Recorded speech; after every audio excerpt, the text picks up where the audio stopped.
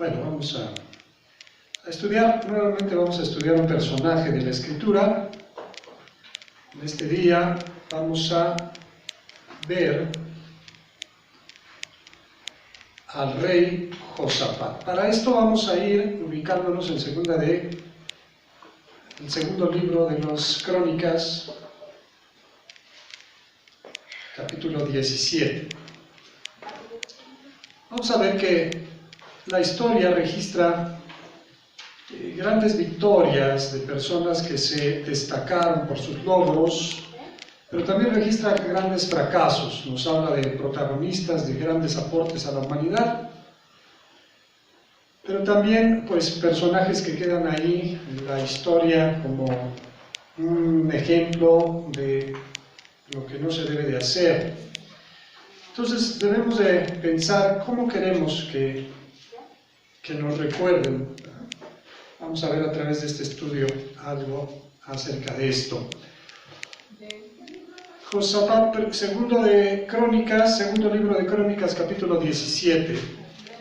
Vamos a ver que Josafat fue rey de Judá durante 25 años, fue de los reinados más largos. Hubo reyes que solamente duraron unos meses.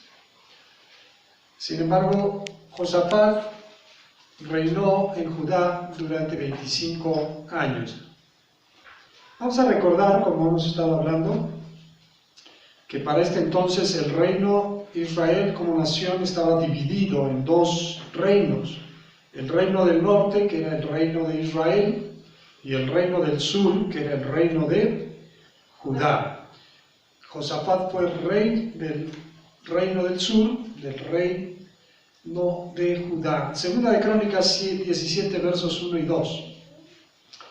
Reinó en su lugar Josafat, su hijo, el cual se hizo fuerte contra Israel, contra el reino del norte, puso ejército en todas las ciudades fortificadas de Judá, y colocó gente de guarnición en tierra de Judá, y asimismo en las ciudades de Efraín, que su padre Asa había tomado. Cuando dice que se hizo fuerte en contra del reino de Israel, da a entender que estos reinos que estaban divididos pasaron por periodos de amistad, pero la mayoría de sus periodos de los años vivían en conflicto, tenían un conflicto latente entre el reino del norte y el reino del sur. Sin embargo, Josafat se hizo fuerte en contra del reino del norte. Vamos a ver que el nombre de Josafat significa el Señor es juez. Su reinado fue una oportunidad de Dios para él. La aprovechó muy bien, pues la mano de Dios en ese periodo se distinguió por las reformas que hizo, fortaleció la nación en el nivel militar, hubo más prosperidad, la educación en el reino fue mejor y hubo justicia, nombró jueces justos en las ciudades claves para que la gente pudiera tener acceso a la justicia. Pero el logro más grande de Josafat fue que dejó que Dios reinara a través de él. Vamos a ver aquí en el capítulo, en el verso 3, cómo las buenas decisiones cambian en mucho el favor que Dios tiene con cada persona. Dice, y Jehová estuvo con Josafat. ¿Por qué estuvo con Josafat? Porque anduvo en los primeros caminos de David, su padre, y no buscó a los Baales. Los Baales representan todo aquello que nos aleja de Dios. Ahora, aquí hacen un comentario muy interesante. Dice que anduvo en los primeros caminos ¿de quién? De David, su padre. Sabemos que David era un hombre conforme al corazón de Dios, pero también no estuvo exento a cometer errores, a tomar malas decisiones. Pero aquí lo centra ese periodo de la vida de David en sus inicios. Dice, caminó en los primeros caminos de David, su padre. Entonces podemos recordar cómo esos primeros años de David se distinguieron por un corazón que buscaba y adoraba a Dios, que tenía un temor de parte de Dios. Recuerde que David, cuando fue perseguido por Saúl, él en varias ocasiones tuvo oportunidad de eliminar a su enemigo. Sin embargo, David nunca vio a Saúl como un enemigo, sino lo vio como el ungido de Jehová. Y tuvo temor de levantar su mano en contra del ungido de Jehová. Así es que David siempre se caracterizó por ese temor, por ese respeto, por esa reverencia delante de las cosas de Dios. Y también se caracterizaba David en que en esos años él buscaba constantemente el rostro de Dios. El buscar a Dios debe de ser en nuestra vida un estilo de vida. En la primera parte del versículo 4 dice, sino que buscó al Dios de su padre. Esa expresión de buscó nos hace recordar la responsabilidad que tenemos con nuestros hijos, no solo de enseñarles, sino de ser ejemplos vivos que impactan sus vidas. La palabra buscó viene del término hebreo darash, que significa frecuentar, seguir, buscar, preguntar, averiguar, escudriñar, consultar. Un uso bastante frecuente del término es la expresión consultar a Dios. ¿Cómo consultamos a Dios? En el Israel antiguo había unos elementos que son desconocidos, no quedó ningún rastro de ellos, ni ningún dibujo, ni ninguna descripción, que se llamaban el Urim y el Tumim. Estos elementos los utilizaba el sacerdote para consultar ¿a quién? A Dios. Algunos piensan que era algo que se echaba como a la suerte y se manifestaba la voluntad de Dios, pero no sabemos con exactitud cómo eran, cómo se utilizaban, pero lo que sí sabemos es que el sacerdote y quienes buscaban de Dios, consultaban a Dios, quiere decir, le preguntaban a Él sobre algún tema específico para seguir la instrucción o la dirección de parte de Dios. Vamos a ver el ejemplo de David cuando él se pasa al reino de los filisteos y hay una guerra de los filisteos en contra de Israel y él está entre la espada y la pared porque no quiere ir a pelear con su pueblo, pero por otra parte no puede dejar de ir porque si no los filisteos van a pensar mal de él. Pero resulta que los mismos filisteos lo corren del ejército con sus hombres, entonces él se siente libre y regresa al poblado a donde él vivía con sus familias, con las familias de aquellas personas que lo seguían. Habían ido los puros hombres, así que se habían quedado las mujeres, los niños, quizás los hombres ya de más edad, habían quedado en esa aldea. Y cuando regresan, se dan cuenta que atacaron la aldea.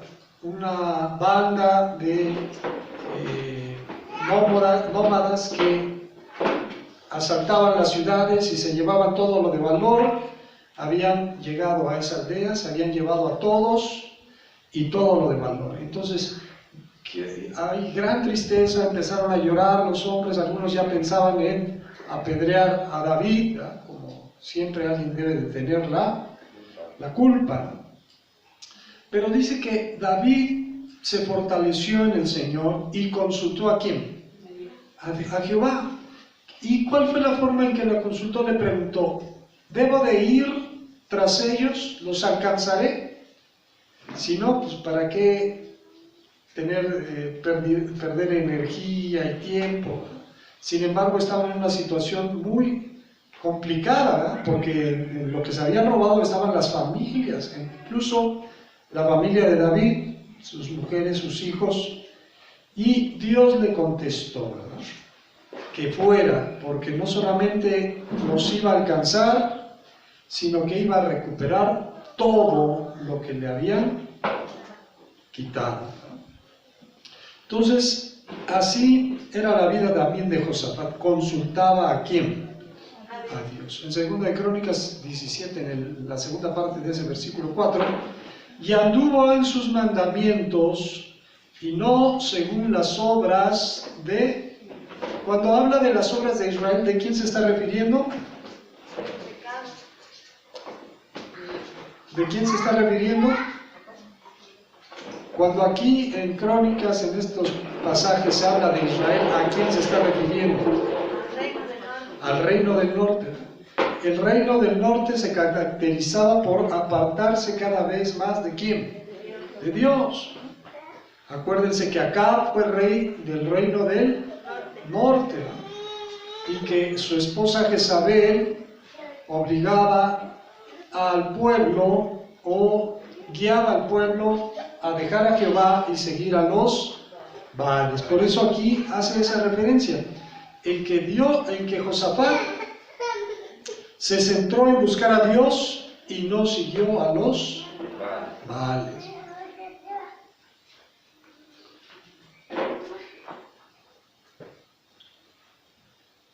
En el versículo 6 nos dice, y se animó su corazón en los caminos de Jehová. La frase de se animó nos habla de una decisión en lo profundo de su corazón. Y es de destacarse en la última frase del versículo anterior, dice que tuvo riquezas y glorias en abundancia. Y con todo ello se animó en seguir en los caminos del Señor. No los abandonó por la abundancia que llegaba. Mucha gente que conoce de Dios viene a la iglesia, pero viene con una mera tradición. Solamente viene porque es su costumbre venir los domingos a tal hora. Y es tan fácil venir como no venir, ¿no? Cualquier pretexto es bueno. A lo mejor tengo una oportunidad para hacer otra cosa que me va a redituar más que venir, pues decido mejor no venir. De animar su corazón, esa frase, significa que toma en serio su compromiso con las cosas de ¿quién? Con las cosas de Dios. Y cuando dice quitó los lugares altos y las imágenes de acera de medio de Judá, se refiere a esas cosas en nuestra vida que nos obstruyen el buscar fielmente a Dios. Si usted hiciera una lista concienzuda, sincera, de decir qué es lo que le ha impedido hacer o buscar a Dios, pues debería empezar a trabajar para ir quitando esas cosas de su vida. Josafat se dio cuenta que esas cosas alejaban el corazón del pueblo de seguir a ¿quién? A Dios. Entonces no solamente las identificó, no solamente sabía dónde estaban, sino que decidió hacer algo. ¿Qué es lo que hizo? Quitó esos lugares, ¿no? Los eliminó, los borró. Cualquier imagen de la diosa Acera que había en Judá fue eliminada para que el pueblo pudiera concentrarse en buscar solamente ¿a quién? A Dios. Vamos a leer del versículo 7 al 17.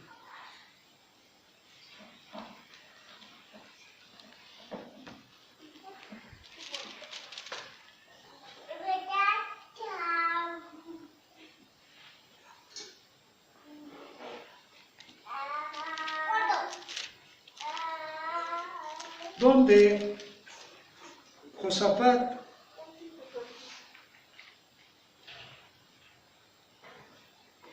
decide hacer algo interesante. Se los voy a platicar, está aquí del 7 al 17. Dice que él manda como el pueblo tuvo periodos en que se desentendía de las cosas de Dios, el templo de Dios a veces estaba olvidado, se acumulaba el polvo, se acumulaba las cosas que eran basura, y entonces el rey mandó a limpiar, ¿no?, a darle una limpieza general al templo.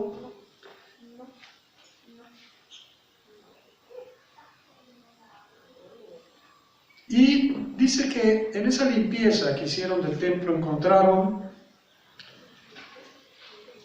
el libro de la ley. Y dice en el verso 9, y enseñaron en Judá, teniendo consigo el libro de la ley de Jehová, y recorrieron todas las ciudades de Judá, enseñando a quién, al pueblo. Josafat se dio cuenta que la ley era importante, que en la ley estaba escrito que en esas palabras el pueblo debía de meditar de día y de noche. Pero ¿cómo vas a meditar en algo que no conoces? ¿Cómo vas a meditar en algo que te es ajeno? Por eso empleó una campaña de enseñanza del libro de la ley. Y las acciones de Josafat empezaron a repercutir en cómo lo veían las naciones vecinas. Dice en el verso 10, y cayó el pavor de Jehová sobre todos los reinos de las tierras que estaban alrededor de Judá, y no osaron hacer guerra contra Josafat. Si usted lee las crónicas o el libro de los reyes, son periodos de guerra, siempre había pleitos entre una nación y otra nación. Había incluso periodos, fíjense que ahorita que empieza la primavera, los reyes acostumbraban que en estas épocas de primavera era la época propicia para salir a la guerra. Hacían planes contra quién nos vamos a pelear, qué vamos a hacer, y decidían hacerlo en estas épocas. Pero empezó a haber respeto por Josafat y su reino. Incluso dice en el 11, y traían de los filisteos presentes a Josafat y tributos de plata. Los árabes también le trajeron ganados, 7,700 carneros y 7,700 machos cabríos. Iba pues Josafat engrandeciéndose mucho y edificó en Judá fortalezas y ciudades de aprovisionamiento. Tuvo muchas provisiones en las ciudades de Judá y hombres de guerra muy valientes en Jerusalén. Entonces vemos que todo esto da a entender que Josafat empezaba a cosechar lo que había sembrado, ¿verdad? Ese respeto por Dios, esa búsqueda, ese tratar de dirigir al pueblo para buscar a Dios, empezó a repercutir en el mismo reino, no solamente para provecho de él, sino para provecho de ¿quiénes?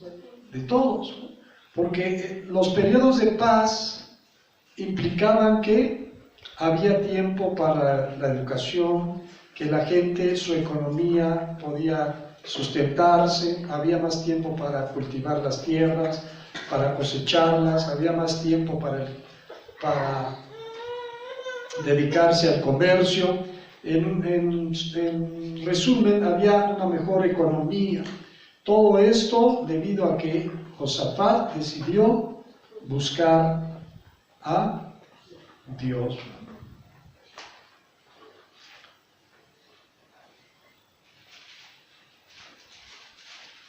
Entonces, Dios derramó abundancia en el reino de Josafat. Ahora vamos a ver algo interesante en el capítulo 18.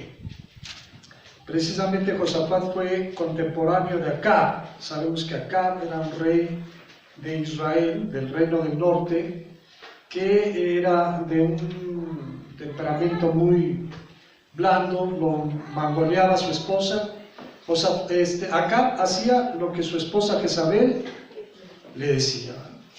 Cuando estudiamos algo acerca de Elías, recordamos, ¿verdad?, que cuando Acab estaba fuera de la influencia de su esposa, él al menos tenía cierta tendencia a escuchar consejo que fuera de parte de ¿quién?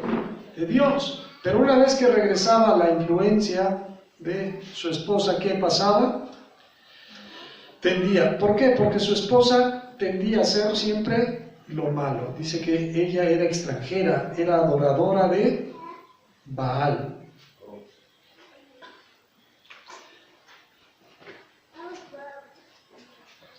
Vamos a ver en el verso 9 del capítulo 18, ¿ya lo tenemos? El rey de Israel, que es Acab, y Josafat, rey de Judá, estaban sentados cada uno en su trono, vestidos con sus ropas reales, en la plaza junto a la entrada de la puerta de Samaria, y todos los profetas profetizaban delante de ellos. Habían hecho una alianza, Acab y Josafat, de ir a la guerra juntos. Recuerden que aunque el reino del norte y del sur a veces tenían periodos de enemistad, en ese momento de la historia habían hecho una alianza para ir a la guerra juntos. Sin embargo, aquí vemos algo primero interesante. ¿Dónde estaban los reyes? ¿En qué ciudad? En Samaria. Y Samaria era la capital del reino del norte, de Israel. O sea que Josafat estaba como de visita en ese lugar. Y dice que estaban allí sentados en sus tronos y pasaban los profetas y les profetizaban lo que iba a suceder en esa guerra, en esa pelea que iban a tener. Y Sedequías, hijo de Kenaana, se había hecho cuernos de hierro y decía: así ha dicho Jehová, con estos acornearás a los sirios hasta destruirlos por completo. Iban a ir a la guerra en contra de los sirios. De esta manera profetizaban también todos los profetas, diciendo: sube contra Ramot de Galaad, y serás prosperado, porque Jehová la entregará en las manos del rey. Y el mensajero que había ido a llamar a Micaías, le habló diciendo: he aquí que las palabras de los profetas. Ahora, Micaías era profeta. Aquí quiero hacer un paréntesis para que comprendamos esto. La diferencia entre Josafat y Acab era la siguiente. Josafat decidió buscar el rostro de ¿quién? Y consultar a ¿quién? A Dios. Acab estaba apartado totalmente de ¿quién? De Dios. Buscaba a Dios, pero entre buscar otras cosas también. No era sincera su búsqueda de el rostro de Dios. Entonces se rodeaba de profetas que le profetizaran de acuerdo a lo que él quería escuchar, a lo que él quería oír. Micaías era un profeta verdadero de parte de Dios, y cuando le fueron a ver para que también profetizara, el mensajero quiso instruirlo, quiso decirle: mira, tienes que alinearte a lo que todos están diciendo, no provoques problemas, ¿verdad? He aquí que las palabras de los profetas a una voz anuncian al rey cosas buenas.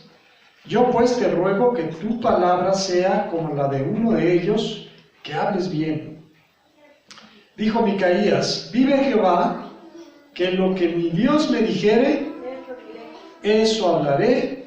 Y vino al rey. Y el rey le dijo: Micaías, ¿iremos a pelear contra Ramot de Galaad, o me estaré quieto? Esa era la consulta que ellos estaban haciendo a ¿quién? A Dios. Todos los demás profetas habían dicho que sí, que fueran, que todo les iba a salir bien. Y entonces le hace la misma pregunta a Micaías. Él respondió, pero cuando respondió Micaías, en su respuesta se notó que había un dejo de sarcasmo. ¿Cómo le contestó? Le dice, él respondió: subid y seréis prosperados, pues serán entregados en vuestras manos. Y entonces el rey, se está refiriendo al rey Acab, le dijo: ¿hasta cuántas veces te conjuraré por el nombre de Jehová, que no me hables sino la verdad? Entonces Micaías dijo: he visto a todo Israel derramado por los montes como ovejas sin pastor. Y dijo Jehová: estos no tienen Señor, vuélvase cada uno en paz a su casa. Y el rey de Israel dijo a Josafat: ¿no te había yo dicho que no me profetizaría bien, sino que? Recuerden que este problema tenía Acab cuando se encuentra con Elías, después de que la anduvo buscando por todos lados. Cuando se encuentran, Acab le pregunta: ¿eres tú el que turbas a quién? ¿A Israel? Y Elías le responde: no, no soy yo el que lo turba, tú eres el que estás turbando a quién, a Israel. Entonces le dice, quejándose Acab a Josafat: no te digo que este solamente me profetiza mal, no, nunca me profetiza bien. Entonces él dijo: oíd pues palabra de Jehová. Yo he visto a Jehová sentado en su trono, y todo el ejército de los cielos estaba a su mano derecha y a su izquierda. Y Jehová preguntó: ¿quién inducirá a Acab, rey de Israel, para que suba y caiga en Ramot de Galaad? Y uno decía sí, y otro decía de otra manera. Entonces salió un espíritu que se puso delante de Jehová y dijo: yo lo induciré. Y Jehová le dijo: ¿de qué modo? Y él dijo: saldré y seré espíritu de mentira en la boca de todos sus profetas. Y Jehová dijo: tú le inducirás y lo lograrás. Anda y hazlo así.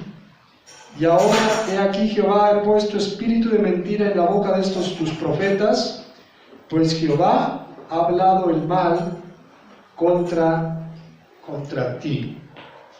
Entonces, aquí Dios le revela a Micaías la forma en que iba a inducir a Acab para que fuera a la guerra, pero para que fuera, no para que le fuera bien, sino para que le fuera ¿cómo? Para que le fuera mal. ¿Cómo iba a ser la estrategia? Que sus profetas, la gente con la que él se rodeaba, le iban a decir mentiras.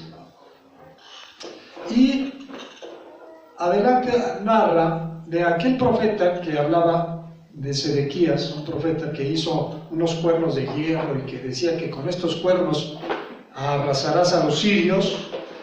Entonces le reclama a Micaías y le dice que si él estaba, dice: ¿por dónde se fue el Espíritu de Dios de mí para hablar lo que tú estás diciendo que yo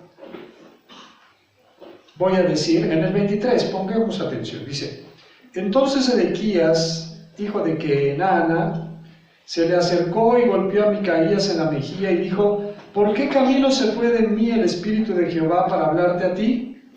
Y Micaías respondió: he aquí, tú lo verás aquel día, cuando entres de cámara en cámara para esconderte. Y entonces manda el rey de Israel a encarcelar a Micaías y le dijo que le dieran angustia, pan de angustia, y agua y pan de aflicción, hasta que él pudiera regresar victorioso de la guerra. Y entonces Micaías le dice: si tú regresas con bien, entonces Dios no habló por parte de mí. ¿Qué fue lo que ocurrió en esa guerra? Bueno, Dios trató también con Josafat, porque esa alianza que él tuvo con Acab no fue bien vista por ¿quién? Por Dios. Porque Josafat buscaba a Dios, pero Acab no lo buscaba. Y si ustedes ven, casi todo giraba alrededor de lo que Acab decía o quería hacer. Porque esa reunión no fue en Jerusalén, sino que fue en Samaria. Y esa reunión se llevó a cabo con los profetas a los cuales escogía ¿quién? Acab.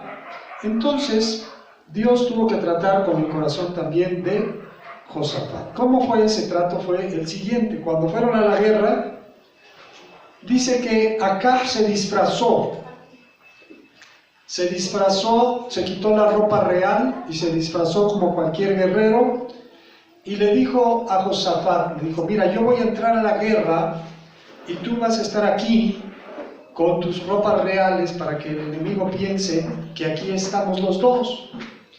Y entonces había una instrucción de los sirios diciendo que no hirieran a nadie, ni grande ni pequeño, sino que fueran directamente con los reyes para matarlos. Sin embargo, Josafat pudo huir, ya que le habían rodeado los enemigos, y Dios le dio la oportunidad de escaparse. Pero dice que un flechero lanzó su flecha al azar, o sea, ni siquiera apuntó ni nada, sino que aventó una flecha y le entró entre las junturas de la armadura acá.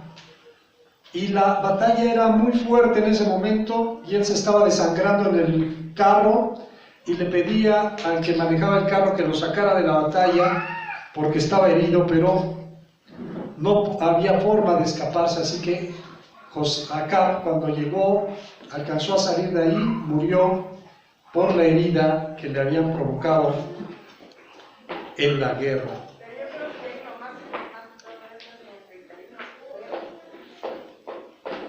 El verdadero clamor que la gente tiene hacia Jehová, porque Josafat estaba en una situación difícil, porque también se dice acá en el listo, acá de veces lo que pasa también, pensamos que Dios no conoce los pensamientos de la gente. Y aquí dice que Josafat vio que estaba ya rodeado, él nunca ni se movió para allá ni para acá, sino dice que clamó a Jehová. Es importante de tener esa comunión con Dios, no me va a mover la gente para nada, porque ahí estuvo con él Acab, y él estaba rodeado. Dice, cuando los capitanes de los carros vinieron a Josafat, dijeron, este es el rey de Israel, y lo rodearon para pelear. Mas Josafat clamó y Jehová lo ayudó y los apartó Dios de los. Es la importancia verdaderamente de estar tomados de la mano de Dios, no de querer actuar más para que no van a cualquier parte. Ahora fíjense cómo dice que estaban rodeando a Josafat, pero los sirios nunca supieron que Josafat era el rey de ¿qué? De Judá, sino que ellos pensaban que era el rey de Israel, estaban en contra de Acab. Así que Josafat clamó a Jehová, él escuchó y le ayudó. ¿A cuántos nos ha ayudado el Señor? En el versículo 34 dice, y arreció la batalla aquel día, por lo que estuvo el rey de Israel en pie en el carro enfrente de los sirios hasta la tarde. ¿Y qué pasó? Y murió al ponerse el sol. Vamos a ver solamente unos versículos del capítulo 19. Josafat, rey de Judá, volvió en paz a su casa en Jerusalén. Y le salió al encuentro el vidente Jehú, hijo de Hanani, y dijo al rey Josafat, ¿al impío das ayuda y amas a los que aborrecen a Jehová? Pues ha salido de la presencia de Jehová ira contra ti por eso. ¿Cuál era la reprensión? Era eso. No te juntes ni participes con aquellos que no están buscando a quién, a Dios. Y esto es para pensar. O sea, mucha gente piensa que favorecer o ayudar incluso a aquellos con los que Dios está tratando fuertemente es ayudarles, pero no es así. Debemos que dejar que Dios haga su obra en contra de los demás. Dice, al impío das ayuda y amas a los que aborrecen a quién, pues ha salido de la presencia de Jehová ira contra ti por esto. Pero se han hallado, ¿qué se hallaron? En ti buenas cosas, por cuanto has quitado de la tierra las imágenes de acera y has dispuesto tu corazón para buscar a quién. Entonces también otra cosa importante que vemos es eso, ¿no? La importancia de que no busquemos a Dios solamente en la mente, sino hagamos cosas por quién, porque Dios, porque Él también considera esto. Dice la Escritura que la salvación no es por obras para que nadie se gloríe, pero la Escritura también afirma que la fe sin obras, ¿cómo es? Es muerta. Entonces terminemos, no termina aquí la vida de Josafat, hay otro episodio en su vida que tal vez veamos más adelante, pero aquí vamos a resumir. Vamos a ver que la paz que vino sobre la nación de Judá fue derivada de la búsqueda de ese rey, de quien estaba al frente de la nación y que decidió en su corazón caminar y buscar y agradar a Dios en todo lo que él hacía.